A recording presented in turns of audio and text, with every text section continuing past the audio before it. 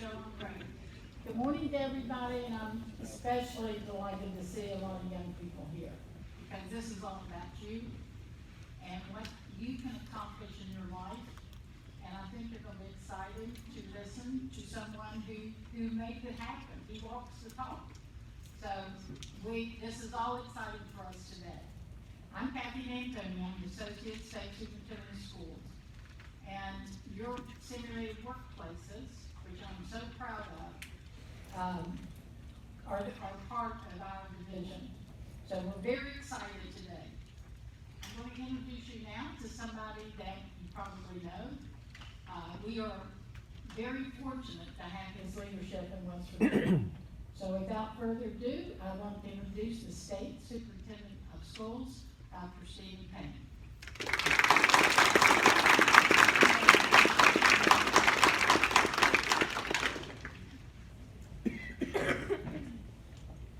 Good morning. Good morning. Where are y'all from? Spring Valley. Spring Valley. Mango. Okay. All right, great. I get the pleasure to introduce you to just a guy from Canova. Yes. All right, and I'm going to do that. Now, they gave me a bio that is that long, but when I asked him just a little bit ago, how would you like to be introduced? He said, just a guy from Canova. So, let me just share a couple of thoughts before we go that direction. I'm Steve Payne. I am State Superintendent of Schools. It's my second time around, as my friend Gordon Gee says, and he's in his second term as president of WVU. And he said, welcome to the club, Mr. Superintendent. I said, what club's that? He said, well, when you screw it up the first time, they have you come back and fix it the second time. So I'm back the second time, and I've learned a lot. One of the things I learned was, when I retired in 2011, I had a chance to go to work in the private sector. So I went to work with a company called CTV McGraw-Hill. It's an assessment company, and we designed assessments and did some stuff like that. And I lasted for about a year in that big corporate structure, which is kind of cool, but things didn't change. They didn't move fast enough. So I actually joined a little startup company. I was on a team to look at purchasing or acquiring, what they call acquiring acquisitions of a small company, a technology-based company for McGraw-Hill. And actually ended up going to work for them. And I was the third employee, Brad, in a little startup company. We were valued about $500,000, and we sold later for about $40 million. And it was a lot of fun. Did that in 2 years. Sold back to McGraw-Hill, actually. Now, well, I haven't done anything like this guy. This guy is a mate from Canova. Canova. I know Wayne County, you know where Canova is, right? Okay, we have Worth County, did I say? Calhoun County? So y'all know where Canova is? Just a little town just to the west of Huntington. Beautiful little town. And he's, in 11 years that he was CEO of Intuit, grew that company by 588%. Now that's a lot of growth. And I also admire the fact that at the peak of their growth, he chose to move on. And I've always heard that when you're on top, that's the best time to leave. And I just admire your work. I don't know if you understand greatness that came out of just a boy from Canova, but you're about to see that. He has mastered the way that they think out there in entrepreneurial endeavors, particularly in the tech space. It's called design thinking. He's working with Marshall to create a school within their business school for design thinking. RVA, I'm sorry, Hobby. I got the name wrong. I'm sorry. Forgive me. Just some great work that's going to be done here, and what we would like to do is create a pathway from pre-K-12 education, particularly from our CTE centers, and more than just that, because everybody in this world today needs to learn to master the 5 steps of design thinking. It's a different way of thinking, and I've always felt that in West Virginia, even though we work closely with the governor, Governor Justice has done a great job of supporting education. And we work closely with the Department of Commerce and Economic Development, Mike Green.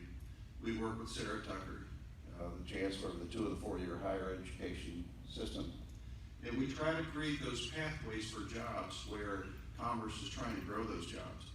Sometimes the jobs don't grow fast enough. And there are great opportunities in your own backyard where Apple started in a garage. And we could do that here. You know, the old coach used to tell me, and I know that Mr. Smith played for one of the greatest football coaches probably in the history of the state, Carl Ward, you know, they always said, you put your pants on the same way everybody else does. and we need to believe that, develop that confidence, and develop that way of thinking. So that we may be looking at the next amazing entrepreneurs in the next generation of technology in our world. And I hope I'm looking at someone right now.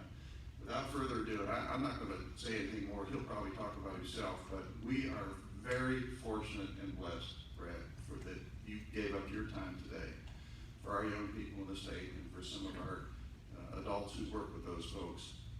You're an amazing guy, just a guy from Canova, Brad Smith.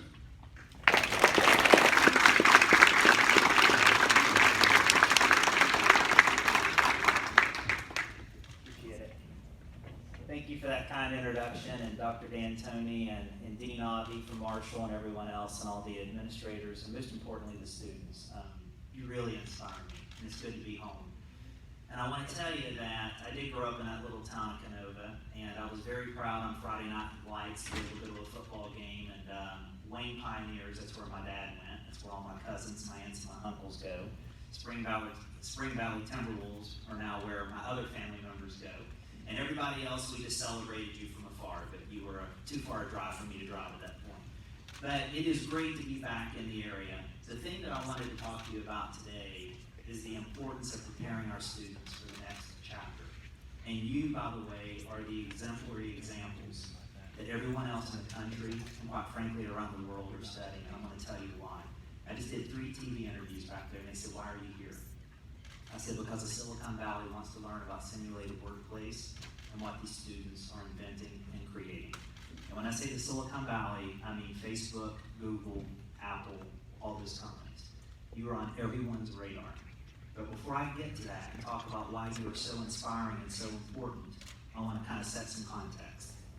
So I had an idyllic childhood. I grew up in that little town of West Virginia, Canova, population 3,000 if you round up and you count some of the cows. And for 22 years, I dreamed of a way out. I thought there had to be someplace else to go to fulfill my dreams. And I left after I graduated from Marshall, and I've spent every day since looking for a way home. And I can tell you that the world that I entered was very different than the world that you're entering. We now live in a connected global economy, powered by the cloud, with these things called smartphones, smartwatches. We can talk to a computer with Alexa, Siri, Cortana. It's powered by big data, artificial intelligence, machine learning. And all that means one simple fact. The pace of change is now happening 10 times faster than it did just 6 years ago. And that is an incredible difference from the world I entered when I graduated Marshall a couple decades ago. That's a reality that we're going to have to deal with in education, and that's a reality we need to prepare our students for. Which takes me to the second point. And the second point is the state of West Virginia. When I live outside the state and I read the things I read, it breaks my heart. Because all I ever get to read are 48, 49, and 50, and a list of 50. And they don't see what we know is the truth, that there are lots of bright spots in this state. We're tackling big problems. We're now the fastest growing GDP in the first half of this year of any other state in the country. We're closing our broadband connectivity gap. We are inspiring students to create the next Facebook, Google, and Apple through things like simulated workplace. And we have all the talent we need to create an amazing opportunity for our students and for our state. But that story isn't out there yet, which is why I'm here, because I want to shine a spotlight on you. There's another reality that we're facing right now. And the reality is the education system is getting disrupted. If you think about it, we live in a state with a declining population. We live in a state where many students, and maybe some of you think like I did, that you're going to have to leave to go find a good career and to pursue your dream. And then we also have disruption happening in education. You have the flipped classroom. You have something called the Khan Academy. You have charter schools that are now coming in. And by the way, there's a book being written by Harvard that says 50% of all the colleges and universities that exist today will be bankrupt in 10 years because everything's moving online and education's not moving fast enough to adapt to this new world. So that may sound like a pretty pessimistic story when you think about, wow, the world's moving 10 times faster. People look at West Virginia and say maybe they're 48th, 49th, and 50th, and now education's in trouble because everything's changing around them. But I've never been more optimistic, and you know why? If you know your history, when this country was settled, the West Virginia mountains broke the back of common men and women. Most gave up. The only ones who made it here were the hardiest of the hardy. God created a very special human being when he created West Virginians. He created people who were willing to blaze trails instead of follow paths. And when I look ahead, I see two trails. They're going to light the way to a better future, and you are the ones carrying the spotlight. The first is education, and the second is to teach our students how to become entrepreneurs, inventors, and business owners. And that all adds up to the simulated workplace. Now, I'm going to tell you, over the last 3 decades, I've had the chance to first be a product of the West Virginia school system. I graduated from CK, I went to Marshall, and I went out and competed with people from Harvard, Stanford, Yale, MIT, and they would all look at me and say, so, how does it feel to come from a state of West Virginia and to go to Marshall and to be out here with people like Harvard and Stanford and Yale? And I would smile and I say, you know, there really are two differences between my education and yours. Yours cost $150,000 more, and we had a better football team. Now, the second part I can tell you is education is going to need to change. In fact, I've had the chance now to employ students from all around the globe as I've been a part of companies that hire employees. I've also been able to study some of the best practices that are happening, including the design thinking that you heard Dr. Payne just talk about. So I'm going to describe to you what I think education is going to need to start to do differently, and you're going to say, that sounds like simulated workplace. I'm going to make this very short, by the way, because we're going to open it up and do some questions. But let me tell you what this model is. I call it the 4 Ds and the 4 Cs. Now, for all of you who still get report cards, you're going to say, that sounds like mom and dad are going to really take you out to the woodshed. 4 Ds and 4 Cs. And the others are going, nobody takes 8 classes. There's no 4 Ds and 4 Cs. But let me describe what the 4 Ds are. The 4 Ds are the 4 skills that all students are going to need to graduate with if they want to compete in the next generation of jobs. The first D is known as design thinking. I mentioned the world's moving 10 times faster than it was. Business schools are still teaching you how to write a business plan. That business plan becomes obsolete as soon as the last piece of ink is put on that paper, because the world's moving too fast. We need to teach students how to have something called discovery-driven thinking or design thinking, how to develop a hypothesis, how to develop a leap of faith assumption, how to run a rapid experiment, and how to treat success and failure the same way as simply a chance to learn, to quickly pivot, get back up, and go again. And that's the first D. It's called discovery-driven planning, design thinking. The second D is called developer acumen. There's not a home that anybody knows that has not been changed with technology. A smartphone, a computer, you name it. Today, we have to teach kids how ideas get expressed in code. Now, I'm not saying everybody has to be a developer. In fact, I'm going to talk about that in the third D in a minute. But back in my day, we had to learn how to write in cursive as a way to be able to express our thoughts. Even though I wasn't going to become a poet or a journalist, I had to learn to write in cursive. Well, now we need to teach kids how to write code. Even if it's just a couple of semesters, you need to learn how to write code. The third D is design. Design also means arts. It means liberal arts. It means being able to take complicated technology and make it simple. Technology is only useful if it's easy to understand.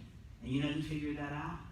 Apple with one-click Amazon with one-click checkout, and Apple, who's made their stuff so simple that 2-year-olds can navigate and swipe back and forth to find what they want.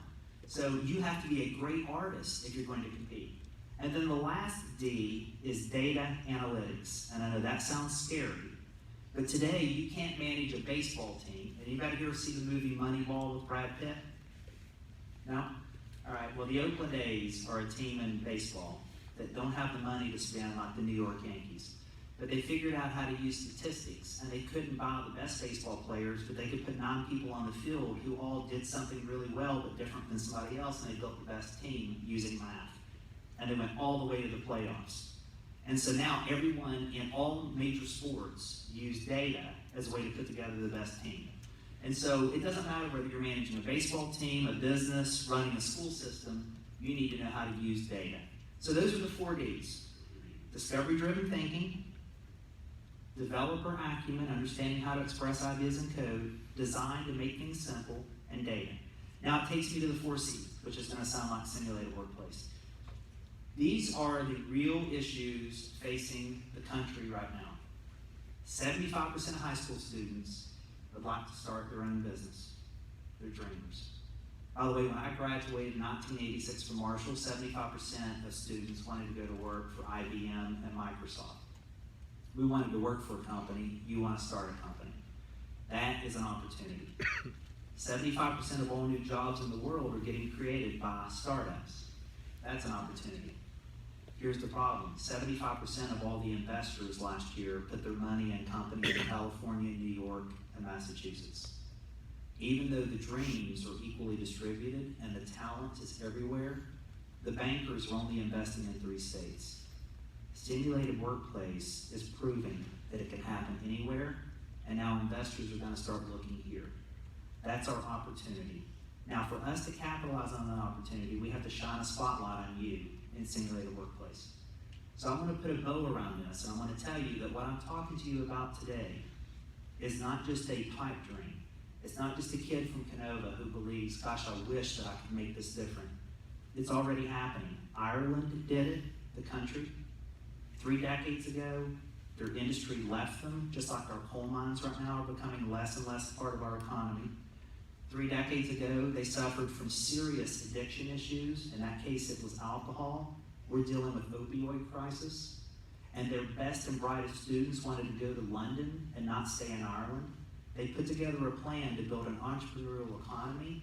They changed their education system to prepare their students, and now Ireland is known as the Celtic Tiger, the fastest growing economy in all of Europe. By the way, you know who settled the mountains of West Virginia? The Scots-Irish. Those are our descendants. We're made from the same stock. We've got the same exact opportunities. And you know who's been to Ireland to study everything they did so we can bring it back? The little boy from Canova and a whole bunch of other people. We're going to figure out what our ancestors did, and we're going to figure out how to do it right here. Pittsburgh and Detroit have done exactly the same thing. We're all in. We're all invested in you, and you are the examples everybody else is going to want to follow. So I'm going to wrap it up by saying this. Franklin Delano Roosevelt was our president back in the Great Depression. He said that as parents, we cannot prepare the future for our youth, but we can prepare our youth for the future. Our job is simple. We need to simply open up the playing field, let your freak flag fly, invent any idea you think can change the world, bring investors in here to invest in your ideas, and let you change the world. And that's what Kathy D'Antoni and all of your teachers are doing with Simulated Workplace. I couldn't be more inspired. And with that, I would love to take any question you want to talk about. What's happening in the Silicon Valley? How do you create a job? What's getting in your way? Let's open it up and just have a dialogue. Cool? All right, let's do this. And I better hear from Wayne. I better hear from Spring Valley. I better hear from everybody in this room. Who else did we have? What were the other schools? I heard counties, but I didn't hear schools. What were the schools? Got that? And? Tulsa. All right. Man, I love it when I recognize all the places. Mingo Central High School. Mingo Central High School. And you all have uniforms, like everybody's kind of Mac. I love that. Okay. All right, so questions from anybody? Yes? Hi. First of all, I want to personally thank you as a member of the Wayne High School robotics team for everything that you've done for our program.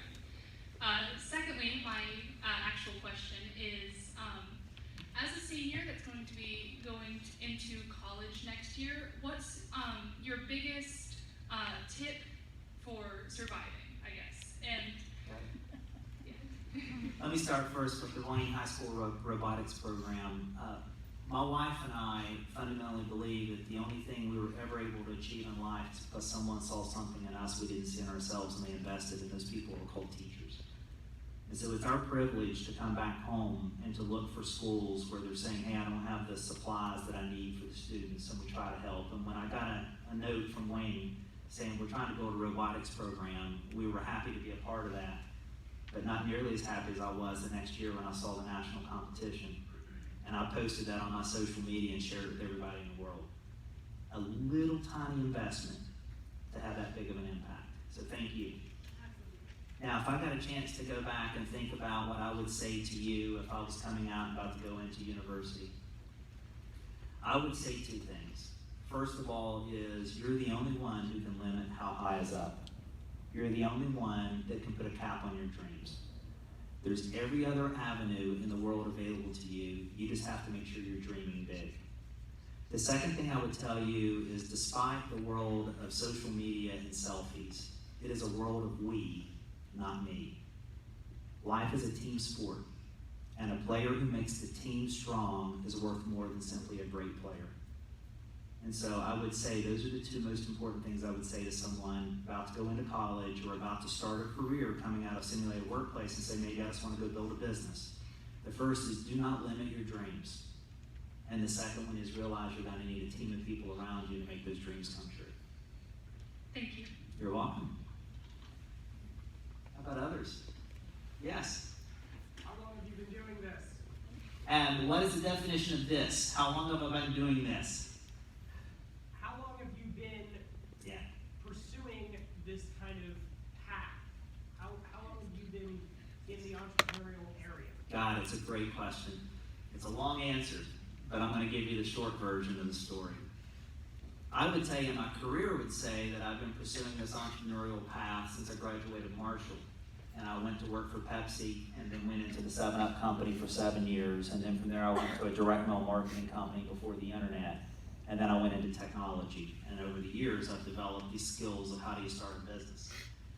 But my mom and dad would say if you look back at my journey, in the 4th grade I was proud to be a safety patrol guard. And then I was proud to be a lifeguard at Dreamland Pool, but I liked to be on the shallow end of the pool where the kids didn't know how to swim, and I was responsible for making sure they didn't fall in and get hurt. And then I loved being a martial arts instructor and teaching kids self-confidence and self-defense. And if you look back at it over time, I've always been proud to be a supporter of those who needed a champion or needed a voice, and to give them the confidence to say you're capable of doing anything you want, whether it was swimming, crossing the street, or protecting themselves against the bully. So I think I've kind of been at it my whole life, but I wouldn't have known that. It took my mom and dad to tell me that. But I've been figuring out how to actually turn that into something we can teach students for probably the last 15, 20 years. Started when I was 2. How about others? Actually, so as future teachers, how do you think we could encourage students to do this whole entire entrepreneur thing and try to be more creative? I love that question. As future teachers, how can we inspire students to do this whole entrepreneur thing and try to be more creative? I shortchanged my opening comments because I like to read an audience and I want to get to the questions and answers. But I said there were 4 Ds and 4 Cs. The 4 Ds are the skills you need. The 4 Cs are actually how we need to change our approach to education. And these are not my ideas. These are ones I borrowed from others, and it's going to be the answer to your question. So I'll spend a second to unpack those. The first is we need to focus on a connected classroom. Online learning, peer-to-peer learning, classroom learning, project-based, roll up your sleeves, learn by doing. No more 45-minute lectures, homework assignment, come in tomorrow for a pop quiz. Why? Here's the little known fact, and you all are a little bit older than this. Scientists have studied the brains of children born after the invention of the iPhone. So they were born after 2007. Right now they're 12 years old. They have discovered something in their brains, the neuroscientists, that no generation before them has ever possessed. It's called continuous partial attention. What that means is they have the ability to have their AirPods in their ears, watch a YouTube video, focus on their English homework, and be having a conversation with their friend, and their parents scream at them and say, I want you to focus on your homework. and the kid says, I am, and they aren't. Because they can do 4 things simultaneously equally well. You have a very close ability to do that because you had a lot of that influence when you were growing up. My generation can't. We learn to multitask. If you hook up these little nodes, our brain goes red and green and red and green, and we can go back and forth fast. You can do multiple things at the same time. That's the gift, but here's the shadow. And these are real facts. 10-year-olds 5 years ago had an attention span of 12 seconds. 10-year-olds now have an attention span of 8 seconds. A goldfish has an attention span of 9 seconds. That doesn't mean kids can't focus. It means we can't expect to teach the same way we used to. You have to let them be using their hands and asking questions and figuring out how to work a project. So we need to have a connected classroom. The second C we need to focus on is to focus on competency and not credit hours. Not taking a whole bunch of classes and sitting there and proving you can withstand all this, but can you actually prove the skill? If you can learn it in 2 weeks, you ought to be advanced. If it takes you 2 semesters, you ought to wait 2 semesters. The third thing is we've got to get off this 4-year college and bust, and we need to start focusing on teaching kids skills in high school. So if you want to come out and pursue your dream, you should be able to do that. And we ought to treat that as an equal opportunity. Germany right now, 60% of its workforce did not go to college. They came right out of VOTAC, and they went out and became a productive nation, and they are equal participants in the community. So we have to celebrate all forms of education. And then the last is called community. And community means we should no longer have students practicing a case study on a hypothetical company. We should be working with the local business in our communities and trying to help them solve their problem and practice our new learning on their business to help them improve their business while we learn our education. So those are the 4 C's. It's a connected classroom that inspires learn by doing. It's focused on competency. As fast as you can learn, you can advance. It's about making sure that we understand the importance of community. And it's about pulling all those pieces together in a way that allow us to treat those who go to college and those who don't go to college as equal participants. And those are the 4 things I think we have to do. And that will change the approach to education. So if I was a teacher or I wanted to be a teacher, I'd think about how to reinvent my classroom to do what you do in simulated workplace. And that is simply to say, here's a big important problem, can you figure out how to solve it? Get with your friends and come in and present your ideas. Thank you. You're welcome. Sorry for the long answer, but I had to sneak in the other part of that speech. See how I did that? Yes? How do you feel about college debt? I think college debt is a backbreaker. I think it is really heartbreaking, and we're going to have to find a way to solve it. We all know the stats, the numbers on the research study. 49% of kids who set out to do a 4-year degree don't complete it in 6 years. I think 44 million kids are walking around with $1.5 trillion of student loan debt. I saw it takes an average of 38 or 39 years old before you start to pay off your debt. That stuff is just crippling, and we've got to find a way to solve that problem. And I don't have a magic bullet, but my wife and I do try to assist with scholarships and other programs to say, can we be a part of it?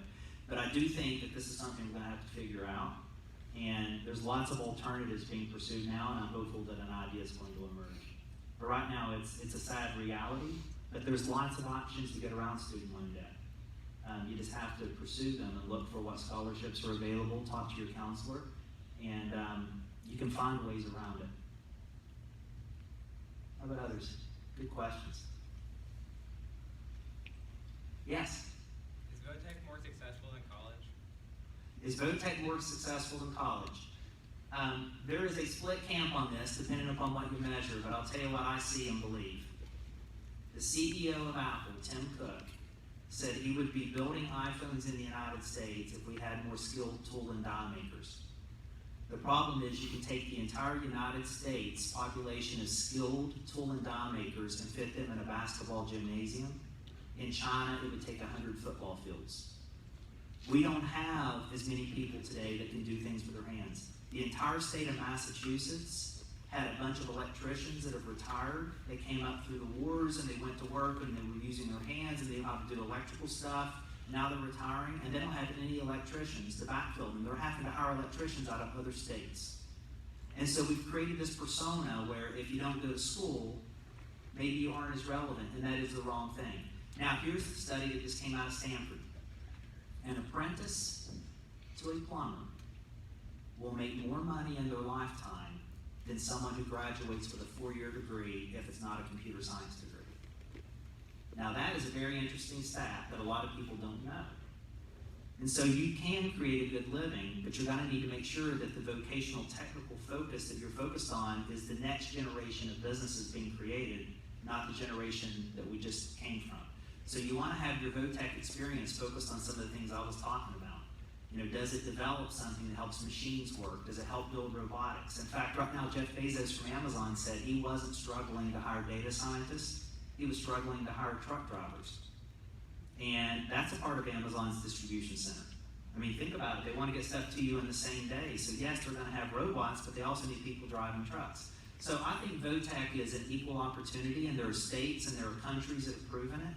But you want to make sure you're practicing the skills that are going to be needed in the jobs of the future and not necessarily the jobs of the past. Did I answer your question? Yeah. A lot of statistics in there, a lot of studies. How about others? Yes? So I think it's always a great idea to, obviously you've already achieved a lot already, but it's always a good idea to keep setting goals for yourself even if you've already accomplished goals. So what are some of your goals for the future that you have now? My goals for the future. So I've had the privilege of working with people smarter than me, trying to solve problems that'll never be solved in a lifetime, and that kept me excited and engaged. And I love the comments that were said earlier by Dr. Payne. I had the greatest job of a lifetime. I'm so proud of Intuit, and I'm still the chairman of the board.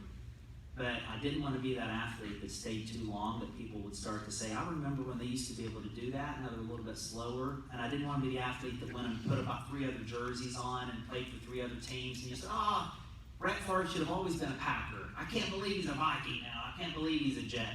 So I wanted to stay with an Intuit jersey. But then I wanted to take the time that I used to spend being the CEO and do something else. And Mark Twain had a famous quote: the 2 most important days in your life are the day that you're born and the day that you discover why. And I've been on a journey to rediscover my why. And the answer was right here. I want to be a champion for the overlooked. I want to be a warrior for human dignity and human potential. And I want to level the playing field of opportunity for everyone who has the dream and the willingness to try. And I didn't have to look any further than Kathy D'Antoni in the simulated workplace effort, right here in my home state of West Virginia. So I'm spending as much time as I can back here to bring everyone from the Silicon Valley that I can here, and to spend time with Marshall University to try to teach the Silicon Valley techniques, and to spend time with investment bankers and venture capitalists to say, I want you to come and look at what's getting built right here. And I want to figure out if together we can create a new chapter for our state and a dream where you don't have to go someplace else if you don't want to. That's my next chapter. Thank you. Thank you for the question. Others? Can I share the most important leadership lesson I ever learned? It's a story. I had 2 daughters. They now graduated university, and one went on to law school. But when they were little, we lived in Atlanta, Georgia, because after I left West Virginia, I moved 10 different states with my career. Got moved all the time. My girls never got to go to the same school 2 years in a row for the first 5 years. So they really paid the price as we moved around. But when we got to Atlanta, my youngest daughter was about 7, and she decided she wanted to play soccer.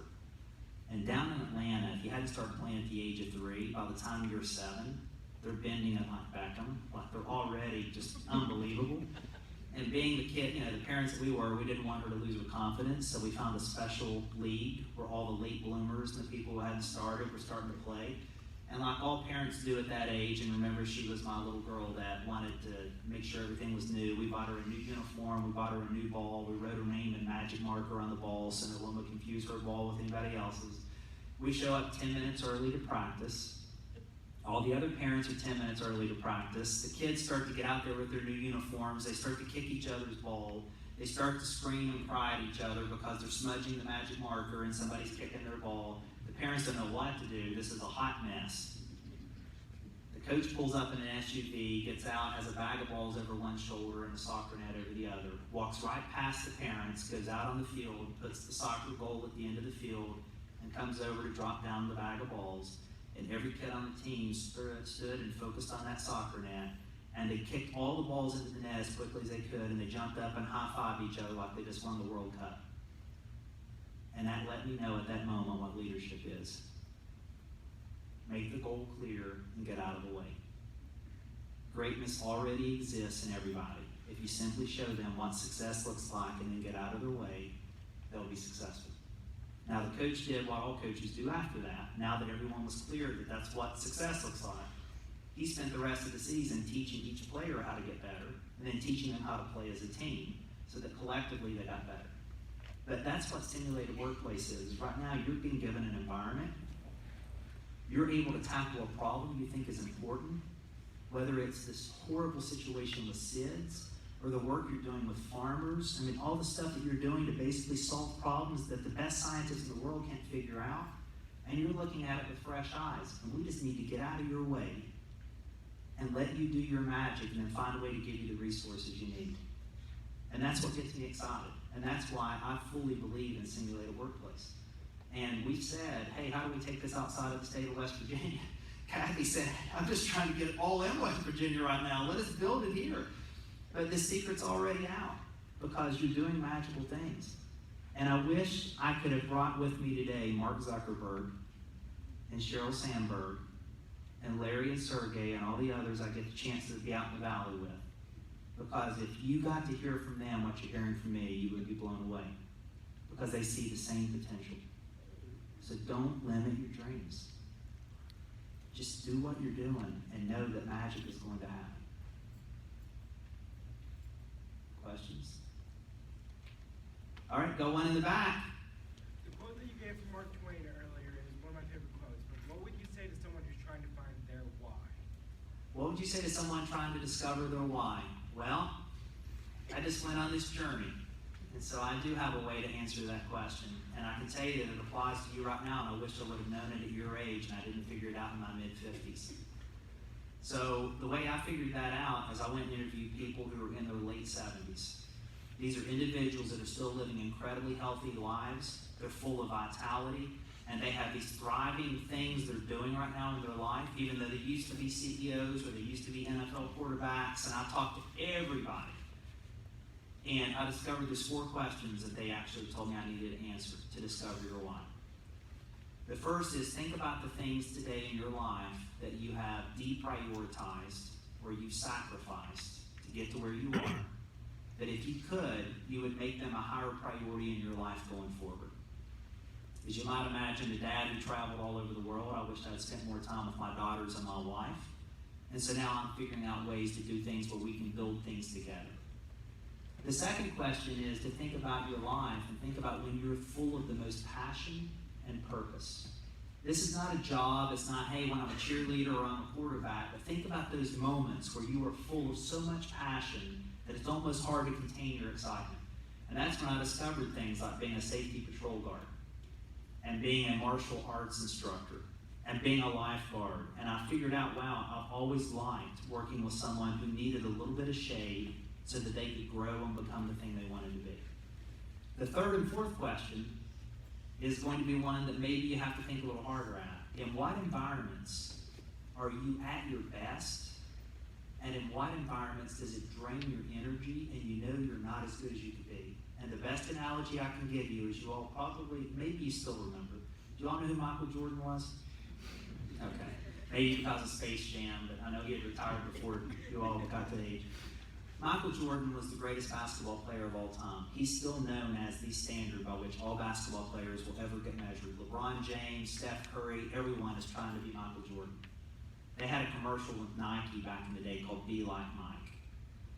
He was also a good enough athlete to play Major League Baseball. He actually made a team. He wasn't the best in baseball like he was in basketball, but he was athletic enough to be a good baseball player. Today he likes to play golf, and everyone likes to play with him because he likes to bet, and they love to beat him and take his money. And in football, I suspect if he put on a helmet, the Spring Valley Timberwolves would beat him to a pulp. Because he's an athlete optimized for a basketball court, not for a football field. That doesn't mean he's not a world-class athlete. He's still one of the most iconic names around the world. That he figured out in what environment his gifts came to life. You need to think about that. So if you think about how to discover your why, think about the things in your life you want to make sure you make a higher priority. Think about the times in your life where you're full of excitement and passion, what those things are that you dream about. Hey, I love music, I love acting, I love to do whatever. Think about the environments where you are absolutely able to be your best and the environments that you're not. And the answer will go right through there and you'll know what your why is. And then I would just stay stubborn on that. Just stay focused on that. Keep that as your true north. And I wish I would have known that sooner. Yes. Your hand's slowly coming up. I'm going to give you credit for that. Yeah, I got nervous. That's okay. Why are you nervous? How would you have to be up here in front of everybody? This is scary. Yeah, I give you respect. I couldn't do it. But as a future educator, there's a lot of stuff that is kind of pushing me away from it more and more every day. As you said before, technology is being really advanced and stuff. And my parents don't think me going into education is a very good idea, as we are getting more advanced every day. So what could I tell them that I can convince them that being a teacher, especially in West Virginia, would be a good idea? Did everyone hear the question? Aspires to be an educator, but as the world becomes more technological, not sure, her parents aren't sure that's the right dream to pursue, and she's questioning now whether she should be an educator, given that reality. I think there's two sides of the coin. One side of the coin is our country has this completely backwards. If you go to Asia, the highest paid people are teachers and people who actually inspire in others. They're medical, they're doctors, and they're teachers. And the lowest paid people are business people. Because we're replaceable, the teachers are not, they shape minds. But the second thing I would tell you is the greatest mentor I ever had is a guy by the name of Bill Campbell. And if you get a chance, I would ask you to read the book, The $1 Trillion Coach. If I can give you 2 minutes on Bill Campbell, then I'll give you the message that I want to tell you. Bill Campbell used to coach football at Columbia University. He went on to work at Kodak, used to be a camera company before the smartphone. He then went out to an agency, J. Walter Thompson, and then got recruited by a gentleman by the name of Steve Jobs at Apple to be the very first head of sales and marketing. He went on to work at Apple for years and make it an iconic company and became Steve Jobs' best friend. Ended up on Steve Jobs' board, on the Apple board. He became Intuit, my company's second CEO and our chairman. And people began to discover something about Bill. He became known as the coach, not because he was a football coach, but because he could take young executives and teach them how to be better versions of themselves. He then took some other people under his wing. Anybody ever heard of Jeff Bezos? Amazon, he coached him. Larry and Sergey, Larry Page, Sergey Brin, founders of Google, he coached them. Sheryl Sandberg, Facebook. Brad Smith. He became the coach of everyone in the Valley, and every company he touched went to market caps that eclipsed $1 trillion, which has never been done. He passed away just a few years ago. But Bill coached me for 16 years, and here's the answer to your question about why be a teacher. Bill said to me once, it doesn't matter if you're in finance, you're HR, it doesn't matter if you work in technology or not, you are in the people business. The number one asset any company has are the people. And do you know who actually shapes those people? Teachers. I would never have done anything in my life if I didn't have a teacher who believed in me. There is no more noble profession than being a teacher. And I can tell you there's lots of other ways to count success than money. And I hope the money will someday come to teachers. But in the meantime, you should know that when people will reflect back on their lives, they'll always remember you because you shaped them and made them who they are. So please follow your dreams and tell your mom and dad I'm sorry for disagreeing with them. You're welcome. Any others? Yes.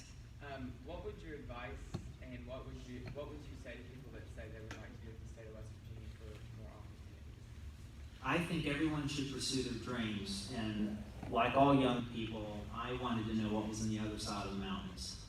And I wanted to go out, and like I said, I've lived in 10 states, and I've done business around the globe. I've been in almost every single country in the world. I've gotten to see a lot of things, and I've learned a ton of stuff. But I can tell you this, while my body left, my heart never did. And it's okay to go out and experience life, but I wanted to make sure that you just know it's your choice. When I did it, I had a little bit of curiosity and a whole lot of there's nothing here. And I was wrong. There was something here. What was here were great people and lots of opportunities and lots of problems that needed solved. And if I had spent my time, what I've done elsewhere right here, I believe we could have built some stuff. And so I would tell you to pursue your dream, to go out and never say never, and always remain open to coming home. So if you go out and you discover what I did, you may want to come back. And by the way, that helps the state. Because what ends up happening is you can tell others that are in the same place, hey, I went out there, it looks good, but it's not as great, so you just may want to stay here. But I say go explore. Life is an adventure. Somebody told me once that a career is like a roller coaster. It's going to have highs, it's going to have lows, it's going to whip you around, your neck's going to get stiff. And then when you're finished up, you can't wait to ride again. The problem is you don't get to ride a second time. So ride the son of a gun and just scream, raise your hands up and just go for it. That's the blast.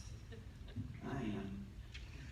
What others? I know you're all thinking, man, this guy's trouble. He's definitely from Canova. Yes. I have another question, sorry. Oh, good. I love questions from the Wayne Pioneers and the Robotics Club, so go for it. This one has more to do with your success as a businessman. And that's, like for me, for example, I have really big dreams. I have a lot of projects that I would love to pursue. But actually getting out there and executing them always seems to be an issue. Always like getting the resources that I need and stuff like that.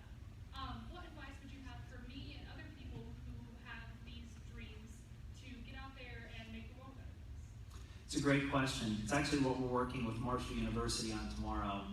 It's called design thinking, but let me tell you what the number one technique is in entrepreneurship and how you get somebody to invest in your idea. It's called evidence-based assertion.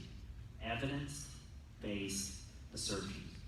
Said another way, your passion and your PowerPoint will not convince anybody to invest.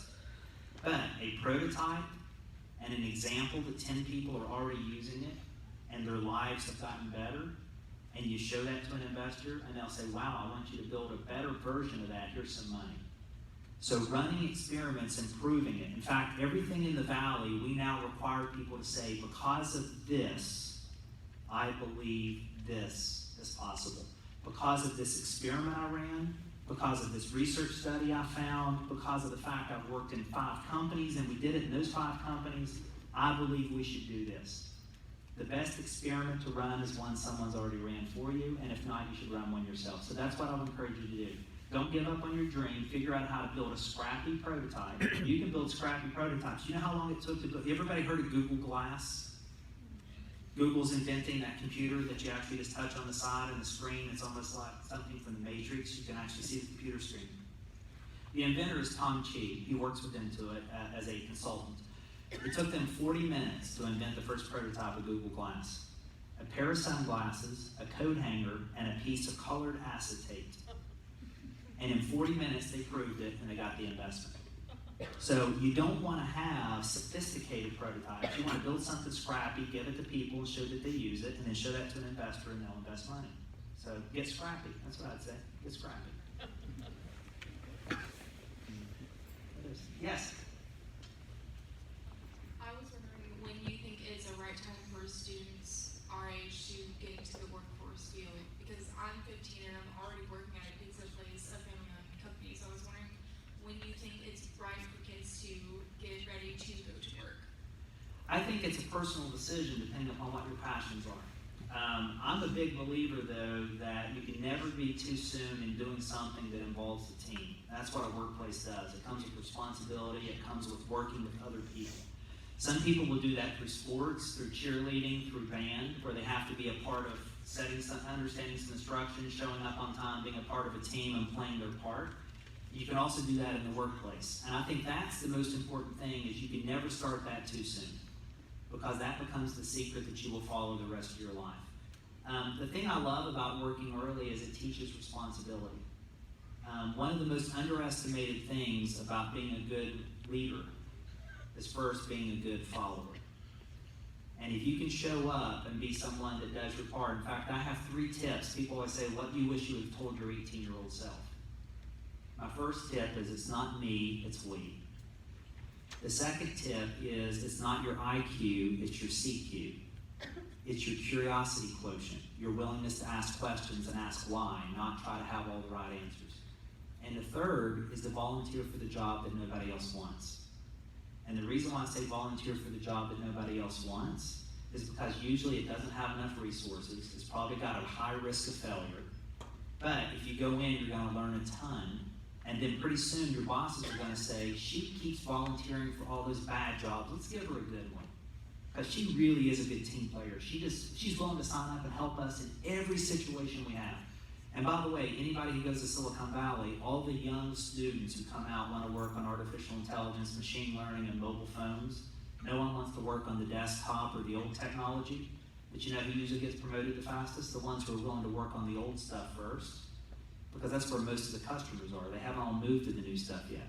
So that's my tip is get in the workplace or get in a team environment, whether it's some sort of band or sports or cheerleading or whatever, and learn how to be a good follower before you want to be a good leader. And then volunteer for the job nobody else wants. Be the person someone can turn to every time to try to get tough stuff done. You will excel. Somebody else had their hand. Yes, sir. What skills are important in the business world that maybe we aren't being taught in school? What are the skills important in the business world that you're not being taught in school? This right here is going to make your teachers and your parents crazy. Failure is a better teacher than success. Every CEO that stands up, and I wish I would have done this when Dr. Payne introduced me. I wish they would have introduced all the mistakes I've made, all the things I screwed up, all the business decisions that went wrong, because I learned more from my scar tissue than I did my ribbons and my trophies. And in fact, design thinking is designed to teach you how to fail fast so you can succeed faster. Let me give you 2 examples to make that true. Everybody heard of Einstein? Yeah? Everybody heard of Thomas Edison? Thomas Edison invented the light bulb. How many attempts to invent the light bulb? Anybody know? 10,007. So one day, a young New York Times reporter interviewed Thomas Edison and said, how did it feel to fail 10,006 times? And he said, young man, I didn't fail 10,006 times. I proved 10,006 ways that it wouldn't work. Why is that important? The most popular book in the Silicon Valley right now is called a book, Getting to Plan B, by Randy Komisar. You know what it teaches? Only 1 in 10 companies that succeed in the Silicon Valley succeeded on their original idea. The other 9 successes had to pivot to another idea because their original one failed. So 90% of the businesses that you read about in all these magazines failed their way to success. So I would say the most important thing we need to start to do in school is to treat education as an experiment to advance your competency and to teach you how to persevere through failure. The other thing I would say is we need to learn to lead with questions and not answers. That's the difference between a curiosity quotient and an intellectual quotient, CQ versus IQ. Now, that takes a foundational rethinking. Right now, everyone who does assessments, tests, are saying, Brad, we're no longer going to let you talk to the education system. But I think it's important because when you get into business, you're going to find out that it's about how quickly you can fail and get back up and figure out a new idea. Thank you. All right. Yes, I know I see some fidgeting, so I want everybody out, but I see a hand up over here. Okay. It seems like everyone wants to be an artist or sing or something. I mean, that's all of Hollywood, New York and stuff. Something that everyone's trying to do, how would you actually get out of the shadows? And it goes beyond singer and art. It's anything you want to do. How do you get out of the shadows? I would say every one of us is born with some greatness in us. The Almighty put it in us. Our parents cultivated it in us. Our friends reinforced it when they saw it. When no one was around, in the shower, in the mirror, we practice it, whether it's speeches or it's singing or it's acting or whatever it might be, or it's sports. And what you have to do is figure out how to do that your way. That's how you get out of the shadows. Don't try to be somebody else. And I'll give you 2 stories on this one. I graduated from Marshall. My first employer sent me to New York 2 weeks of vocal training to get rid of my West Virginia accent. Now, I don't know how I sound to you, but everywhere else they say, well, that failed. And for a year and a half in my career, I walked around with my head hung down because I realized I didn't get rid of my accent, and I thought I'm going to be a failure. And then I started to notice something. When I was asked to give a public speech, people would come up and say, who was that young boy with that southern twang? And I realized it wasn't a bug, it was a feature.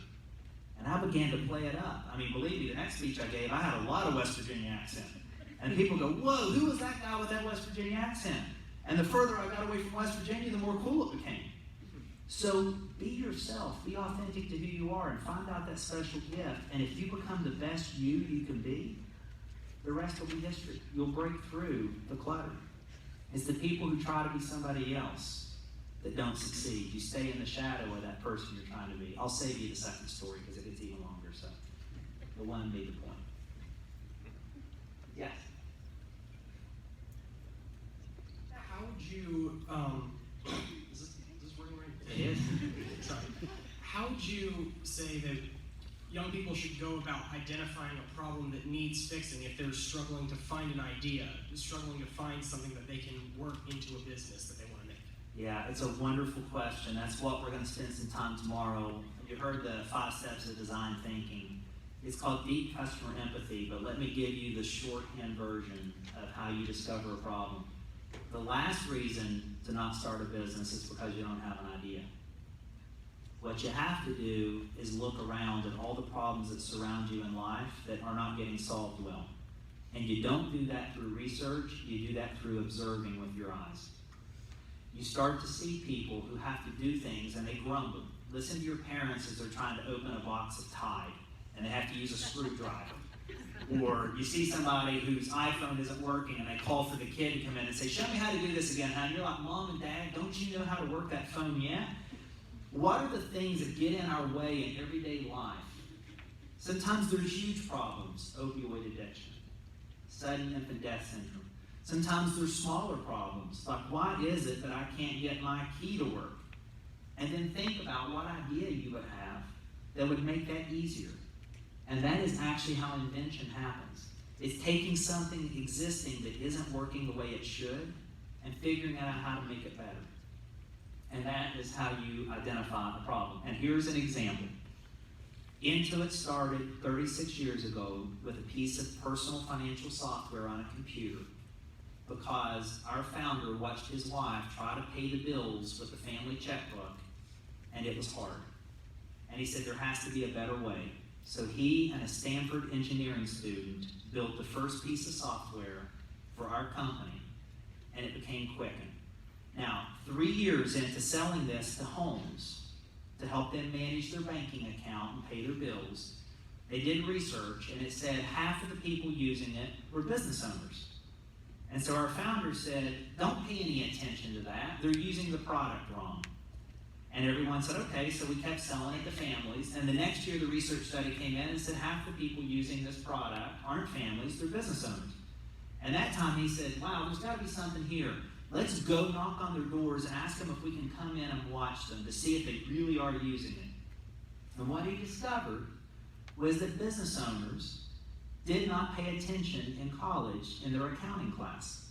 And the only thing they were being sold to run a business was accounting software, and they had slept through class.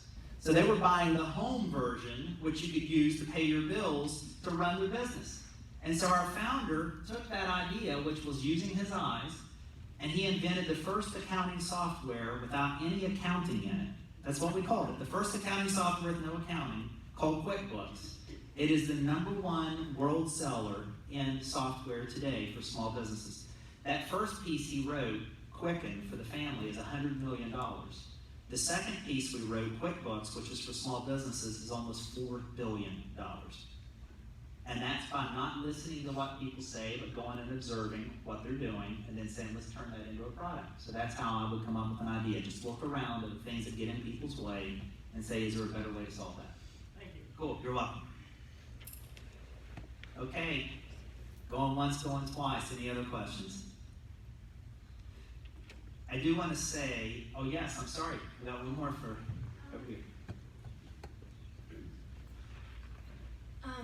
I would like to ask if you have any advice to someone who doesn't really know what they want to do exactly. They have lots of passions, but they just can't settle on something.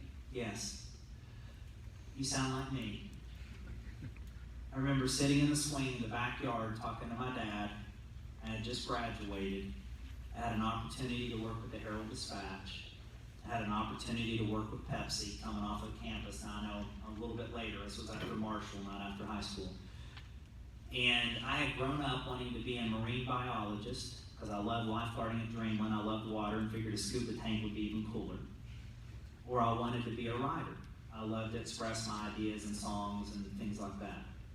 And I had these two jobs, and I wasn't sure which one. And I asked Dad, how do I choose? Because if I choose wrong, my life is over. And he laughed.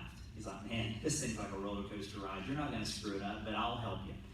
And he gave me 3 tips. The first is which one makes your heart beat the fastest, which kind of goes back to this, how do you discover your why? Think deeply about the things in your life that give you the most passion and the most excitement, that you don't have to try hard to focus because you love it so much. Then the second thing he said is be a part of a group that surrounds you with people smarter than you so you're always growing, and maybe in a company that will challenge you by putting you in situations where you have no idea what to do and you're going to have to make mistakes and fail so you get smarter, because that will keep you on your learning curve. And then the third piece of advice was the most important. Never take a job for the money or the title, because both will change over time. If you figure out the things that give you the most passion and you surround yourself with people smarter than you, and they put you in situations where you're going to have to try different things that you've never done before and you're going to fail, then you will figure out your why and you'll know what to pursue. But don't take the first job offer because you need the money. Don't take the job title that says you can be a manager tomorrow versus this. Really make sure it's something you feel like you're going to enjoy doing. And I didn't do that throughout my entire career. I took a few offers because they gave me a bigger title and more money, and those were the most miserable years of my life. So I know it's an easy thing to say and a hard thing to do, but you really have to kind of look inside. Okay, you're welcome.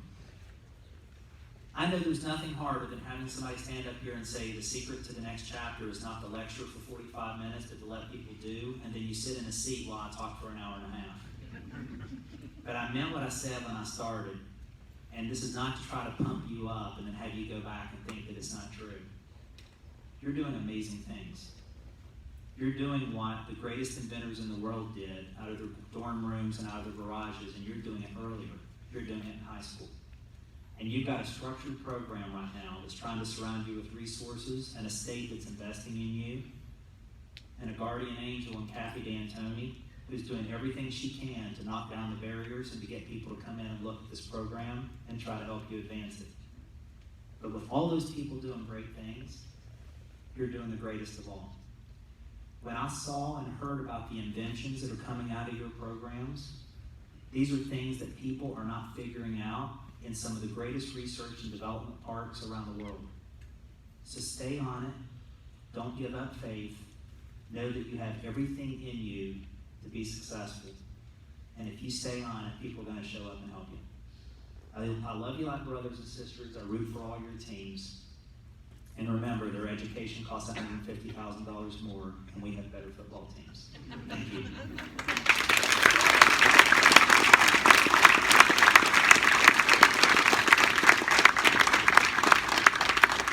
I wish you had an opportunity to meet each and every one of you, because what he just said is correct. You're a phenomenal layer of young people here. And you said something about multitasking. I feel that in my head because I forgot at the beginning to do something that I needed to do. And what that was to thank Marshall Brad Smith Schools of Business, Dr. Amy that's back here, Ben Ing, where's Ben? Over here, all from Marshall, also from my staff, Melissa Keating, and Angie's on vacation, Tara Combs, who helped put all of this together. There you are, back there. But this was for you, young people, because I've seen you. I've talked to most of you that are sitting in this room, and I've visited your classrooms. You have the whole world ahead of you, and West Virginia can reap benefits. So thank you for coming, and your teachers for coming and bringing you. And you just have a great year. We'll be out to see what all you're gonna come up with this year, Mr. Gibbs. Thank you very much. Thank you.